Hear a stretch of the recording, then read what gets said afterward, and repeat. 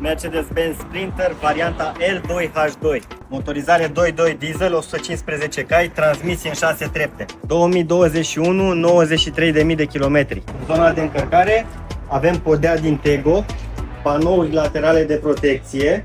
Avem o lungime de 3,36 m, o lățime de 1,78 m și o înălțime de 1,94 m. În cabină avem 3 locuri, tapiserie textilă, curat și întreținut. Avem computer de bord, volan din piele multifuncțional cu comenzi, display multimedia color cu touchscreen, Android Auto, Apple CarPlay, radio Bluetooth cu handsfree, geamuri electrice, funcție start-stop, port USB-C și să nu uităm, Let's Go!